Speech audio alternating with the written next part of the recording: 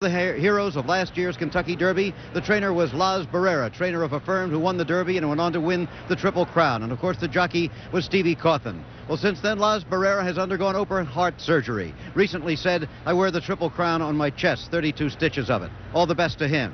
As for Stevie Cawthon, this very day, he has won the first leg of the English Triple Crown over there. He won the 2,000 guineas. Congratulations to Steve. As for today's cast of characters, we have a 19-year-old jockey matched up against a 42-year-old veteran rider. As for the trainers, we have voluble, super confident Bud Delp against conservative veteran Gordon Campbell. And the owners, well, Harry and Teresa and Tommy Meyerhoff are three Baltimoreans having the time of their lives with Spectacular Bid. B.J. Ritter is an elderly, wealthy newspaper tycoon, but a very good friend of his said to me just about an hour ago, he actually lives for Flying Paster these days. Those then are the cast of characters. Let's take a look at the odds because of horse. Of course, there are 8 other colts in this race. Current odds: General Assembly and Sir Ivor again are the entry of the Leroy Jolly Train stable, 9-1. Golden Act, number 2, is 17-1. Number 3, Great Redeemer, 60-1. Spectacular Bid, the favorite in the race, at 3-5. Number 5, Shamgo, is 80-1. Number 6, Screen King, highly regarded, at 9-1. Number 7, King Celebrity, 99-1. That means he's probably over 100-1. That's all the higher the board goes. Number 8, Flying Paster, 2-1, second choice in the betting. And number 9, rounding out the field, Lotta Gold, 40-1, the odds on Lotta Gold. All right, back here at Churchill Downs, the horses in the paddock area, and Spectacular Bid apparently a little bit upset. He really is. Well, he was geared up coming to the paddock. We watched him before he went in the paddock and was geared up then. And by the way, that was a good move when he turned him the other way and put a blanket up so he couldn't see the people. He now is walking him around and is settling him down a little bit, Howard, but he was upset, and he is a high-geared horse anyway. The Bold Ruler and the Nazrul, all is coming out of him. It was the first time actually the Bid was ever saddled facing the crowd, and they put a pair of blankets up over the left side at the front of his barn so that he couldn't see the crowd. Nonetheless, Spectacular Bid still acting up, as you see him right there. Well, this is the time for him to act up. He's really geared up. He's been trained for it. All right, we've dealt with the jockeys. We've talked about the race plan. Eddie Arcaro covered that. Right now, let's meet the 5 leading trainers for this event and get their views. Leroy, you're one who doesn't view this as a 2-horse race, do you? No, I don't. I think the 2 top horses are outstanding, but I think the other horses have improved. They have good records, and there's no reason that 1 or 2 of them, or even maybe more, couldn't jump up and win. Looking back to General Assembly in the Wood, a difficult race. Do you feel it was a representative race? Well, I can't give him any one incident concrete excuse. It was a disappointing race that I really can't explain, but his father did the same thing, and maybe he can come back and pull it off like his father did. Want to predict victory for Screen King? I'm pretty sure that my horse can win the race. And the only horse I have to beat is Flying Paster. Not Spectacular Bid. I don't think Spectacular Bid going to beat me. Because he's tired? No, I can't say that because I don't think he go that far. Realistically, Lauren, can the Act run with Paster and with Bid? Yes, I'm sure he can. He's ready to run with him now. What makes you say that? He's better right now than he's ever been in his life. He came out of just winning 2 derbies. He won the Louisiana Derby and the Arkansas Derby, and he's ready to tackle him today. Buddy, is this a 2-horse race, or is it, in fact, just 1 horse, the Bid? Well, Howard, I've been saying that it could be a 2-horse race because I don't want the glory or the glamour or the fun to be taken away from it. But I honestly believe it's a 1-horse race. I think my horse is a super horse. I really mean that honestly. And if Flying Paster is as good as Secretariat, he'll make a race out of it. But he's got to be that good, and what's the odds on that? Gordon, talking to the Spectacular Bid people, the owners, the trainer, they say, what 2-horse race? It's a 1-horse race, all Spectacular Bid. What's your comment? Well, I don't agree with that. It's not only it's not a 2-horse race. There's other horses in there, too, have to be considered. I think that Spectacular Bid and Flying Paster are definitely the two tough colts in the race. They're the ones to beat. But General Assembly, I believe, is much capable of running a much better race than he did in the Wood. Golden Act has run very well. He's a much improved colt since the last time I ran against him. And Screen King turned in a tremendous work here the other day and indicates that he could be awful tough. So it's by no means a one-horse race or a two-horse race. There's others to be considered in there, too. Horse number 1, Virginia bred, the son of Secretariat General Assembly. The trainer, Leroy Jolly. The jockey, the gifted Lafitte Pincaid Jr. In the entry, horse number 1A, the only horse to have raced in one at 1 1/4 miles, Sir Ivor again. Mrs. Christopher's horse, Leroy Jolly, the trainer, Don Macbeth, the jockey. Horse number 2, the winner of the Louisiana and Arkansas Derbies, Golden Axe, Sandy Hawley, the veteran Canadian rider, up and a very good one indeed. Horse number 3, unsurprisingly, even shockingly, Great Redeemer, owned and trained by Dr. J.A. Muhammad. Richard DePass, the rider. Forget about it. Horse number 4, the favorite. The bid, spectacular bid, 19-year-old Ronnie Franklin up. The trainer, Garrulous Grover, Buddy Delp. And horse number 5 from California, Shamgo. The jockey, Frank Olivares. The trainer, John Sullivan, apparently in for the ride. Horse number 6, the finishing horse, the horse with an outside chance, considered by many to be a threat, Screen King. On Hill, Cordero Jr., the redoubtable one, up. The trainer, Luis Barrera. Horse number 7, King Celebrity, also apparently in for the ride. R.J. Taylor, the trainer, Cash Asmussen, the jockey. Horse number 8, the second choice, the California bred, Flying Paster, with the crafty Don Pierce in the irons. And, of course, the trainer, Gordon Campbell. And then the bottom horse, the number 9 horse, Lot of Gold, Smiley Adams, the colorful trainer, the jockey, Don Brumfield, who's had a hot hand this week at Churchill Downs. So there they are, your post-parade, 10 horses in all. And we approach the 105th running of the Derby. We'll be back.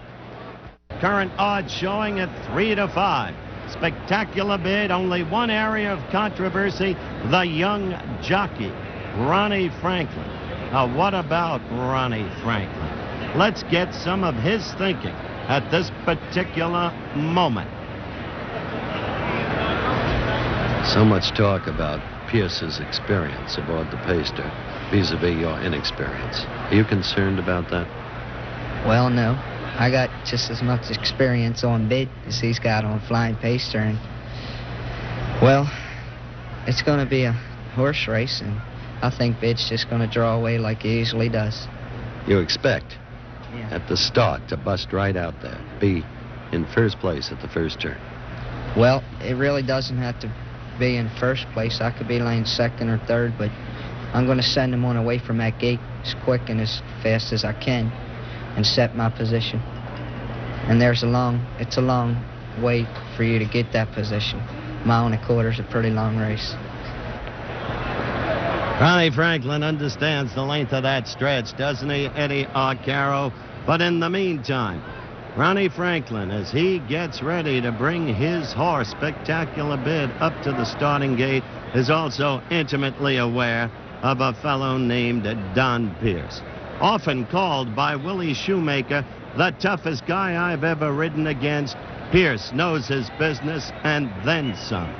And so, Pierce, aboard Flying Paster, according to Eddie Arcaro, will seek during this race to lock Ronnie Franklin in, to box him in so that he can't get outside and make his usual late run for it, drawing away from the others. Under any circumstances, let's meet Don Pierce right now. Don, you've ridden in the Derby before.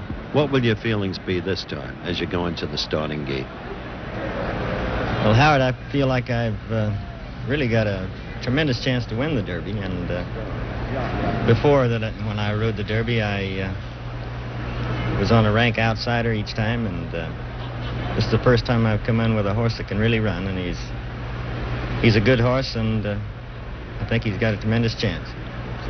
Gordon Campbell says perhaps your greatest quality is the ability to evaluate a total race within the first eighth of a mile. Tell us about that.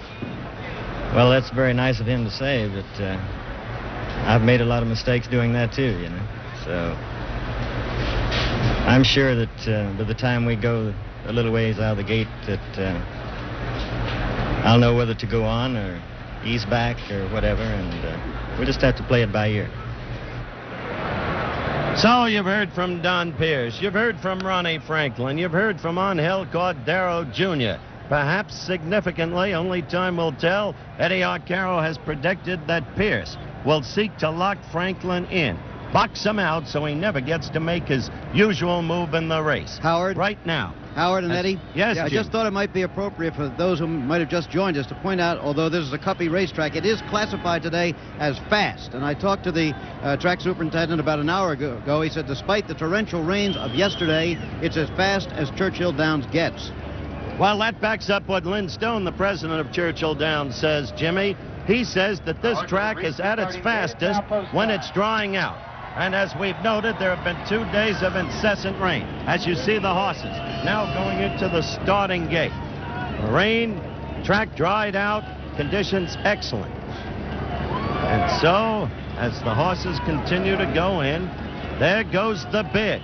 Now remember, the bid was acting up some. He was acting up some in the paddock area. But he went in quietly enough, Eddie. Very good. He just walked in there like a man. Shamgo, number 5, going into his position. They're having no problem loading this field so far. There is Screen King, who's had the appearance of a settled horse in the paddock area. No problem with him. Now, right now, let's go up for the call of the race to our colleague Dave Johnson. Dave? Well, there's the number 1 horse, General Assembly, and he's having a little bit of a problem. He doesn't want to go into that gate. And Lafitte Pinkai Jr. taps him a little bit on the side. We're kicking there. The assistant starters move behind him, and they're going to, what they call, load this horse into the gate. You saw it. They closed the doors behind him. The horse's post positions were drawn by lot on Thursday morning. They line up from the rail in a different order than your saddlecloth numbers. And that's because there's an entry of General Assembly and Sir Ivor again, both of those trained by Leroy Jolly. The last horse, the last 2 horses, Flying Paster and A Lot of Gold, ready to move in. Flying Paster, second choice at 2-1. And they're up. From between horses, Shamgo going for the lead on the extreme outside. A Lot of Gold ranging up. And it's General Assembly now passing the stands for the first time. That's Shamgo along the rail. General Assembly between horses. And A Lot of Gold on the outside. And Flying Paster is right there. 4 of them across the track, and there's 1 mile to go. On the inside now, it's General Assembly. Shamgo on the rail. Flying Paster 3rd. Then A Lot of Gold on the outside 4th. Great Redeemer surprisingly up in 5th position. Then it's King Celebrity 6th on the outside. Spectacular Bid is 7th. Screen King moves through 8th along the rail. Golden Act is 9th by a head. And Sir Ivor again is 10th on the outside as they race on to the backstretch. And it's Shamgo holding on to the lead by about half a length. And General Assembly on the outside is 2nd by 3.5. Then it's A Lot of Gold, 3rd by 1.25 lengths. And on the inside, Great Redeemer is 4th by 3 parts of a length. Then on the outside, Flying Paster 5th by a head. King Celebrity moves through with a rush now 6th. Spectacular Bid is 7th and closing ground. That's the Bid right alongside the Paster as they move to the half-mile pole. Shamgo has the lead. From between horses, that's General Assembly. There goes Flying Paster. Don Pierce puts Flying Paster in gear on the outside. After that, it's King Celebrity. Now they're on the far turn. Spectacular Bid also makes a move. 3/8 of a mile to go. It's General Assembly holding on to the lead. On the inside, between horses, that's Flying Paster, and on the outside, there goes the Bid. So it's the Bid on the outside. Spectacular Bid gets the lead by a head. General Assembly on the inside, 2nd, and Flying Paster is 3rd, and down the stretch they come, and it's Spectacular Bid taking the lead by 1.5 lengths. Along the inside, General Assembly is 2nd. Flying Paster drops back on the outside. Golden Act come coming on, but there's a 16th of a mile to go, and Spectacular Bid is going to win the 105th running of the Kentucky Derby. Spectacular Bid doesn't run Franklin aboard. General Assembly second under the wire. After that, it was Golden Act and King Celebrity. So about 7th around the clubhouse turn, Ronnie Franklin made a big move with the Bid on the far turn and on to victory. Time on the board, 2 minutes, 2 2/5 seconds. We're back at Churchill Downs. Jim McKay here with Howard Cosell and Eddie O'Carroll, and there is the final order of finish in the race. It's official. Spectacular Bid has won the Kentucky Derby. General Assembly second. Golden Act, the winner of the Louisiana and Arkansas Derby, third. King Celebrity, a rather surprising fourth. And Flying Pasters, second choice in the betting, was fifth. Screen King finished sixth, a disappointment there. Sir Ivor again, the other half of Leroy Jolly's entry, was seventh. Shamgo was eighth. Lot of Gold ninth, and Great Redeemer, the unexpected last-minute entry, was 10th and last. Right now, Bud Delp, the trainer of the winner, is over with Howard and Eddie. Gentlemen? Okay, we're here now with trainer Grover Buddy Delp, the happiest man perhaps in Louisville at the moment, and along with Eddie Arcaro, of course. Ronnie should be joining us in just a couple of seconds. He's up with Jimmy. Let's have another look at this race, because I want Buddy Delp to see it better than he saw it the first time. That's what I like. Now, here looked like he broke to the outside. Well, now just watch, because this is not a routine race, Buddy. There was some trouble here. Take over. Okay, well, now I was a little worried right now because Ronnie's steadying just a little bit to be sure he's not going to have to, snatch up on him. Now he's coming clear, and this is when I felt confident right here. When Ronnie cleared, the outside, then he had control of the race if he had the horse. All right, Ronnie has just joined us. Ronnie, what place are you in right now? Well, I don't know really what place I'm in, but there it is. I know I got my horse where I want him. I know he's running. Well, you're seventh, I'll tell you. He's running real free right where he is, and that's where we was. Did you want him that far back, though? I thought you might be a little closer. Well, that's where he wanted to be, and he was running okay there.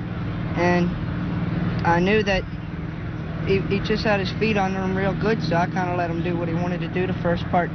And as soon as he straightened down the back stretch, Ronnie, you make right a here. big move here. Yes. Get him when you come up on the outside of Flying Paster. Right. He picked up the bit real good as soon as he got down the backside, and then he went on with it. Here is the move. Here's a big move. Right now, here you are on the outside. Right. Were you running easier than Flying Paster? I'm running a lot easier than any horse up there right now, and my horse looked Flying Paster in the eye, and he just kind of spit it right out. I knew I had him, and then Screen King come back on. General Assembly. That is General Assembly. Oh, that's General Assembly. Okay, yes. I'm sorry. On the rail. But you looked like you had dead aim on him. Were you letting your horse run at that time? No, not really. I wasn't really letting him get him, I asked him a little bit to keep his mind on his business. And they kind of banged me around the turn a little bit. They were bumping me a little. He handled the track perfect, and I only hit him like 3 or 4 times with the stick. He's reaching good. And he just went easy, I'd have to say, just like any other race, Mr. Arcaro. He sure did a great job on him. I thought you were in trouble coming to the first turn, but you handled it like a veteran. Really, you did. Thank you. And I'm proud of you. Yes, sir. He's some kind of horse. He is terrific. Look at him. I love it. Look at that horse. Sure, he is great. Yeah, hi, Mom. Hi, Dad. They're out in the stand. They're not going to hear you. Granddaddy. So at age 19, this is the kid of this year. A year ago was Stevie Cawthon, who won the 2,000 guineas today. As Jimmy told you, the first leg of the British Triple Crown. And now today, another 19-year-old has done it. Well, your head's up in the air now, ain't it? Ronnie, all the talk about the crafty and very fine jockey Don Pierce outmaneuvering you didn't come to pass, did it? Well, no, not really. As a matter of fact, didn't the Paster surprise you, the way you went past him? Yes. Well, I had the horse, I was going pretty easy, and I thought he'd come right on. He was right there for about 70 yards, and he just quit, Interesting observation. Now, you said, Buddy Delp, in an interview that Spectacular Bid might be better than Secretariat. Do you want to amplify? Well, I'd have to check the track out today. Of course, it was 2:02 and 2, but I think the track was probably a little on the dead side. Wouldn't you say so, Howard? Well, they had told us that the conditions were very fast, close to lightning fast, really? but the figures don't reflect that. However, the agent Lenny Goodman, the Damon Runyon-esque character, is the one who said time only matters when you're in prison, so forget about it. Yes, I'll take it. He ran a great race, and he beat some very, very fine horses in here today. He sure did. I'm happy. I'm glad to be going back home with this colt a winner in the Kentucky Derby. I really feel good. See you at the Preakness. Thanks, Howard. And I want to say hello to my grandfather and Larry Bundy and Maggie and my mother. Congratulations. Congratulations, Ronnie. You really deserve it. Thanks. Right now, let's move it on up to Jim McKay. All right, here we are on the victory stand, the presentation stand. Lynn Stone, the president of Churchill Downs, Governor Julian Carroll. Just before you come in here, Governor, let's have a word with the winning owners, Harry Meyerhoff. Congratulations, Harry. You said it was going to happen, and now it has. We're very, very, very pleased.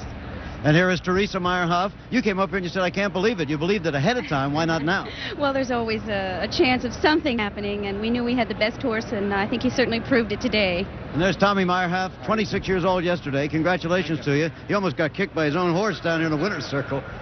Governor? Thank you very much, Jim. And certainly to all of our friends who have just seen the 105th running of the Kentucky Derby.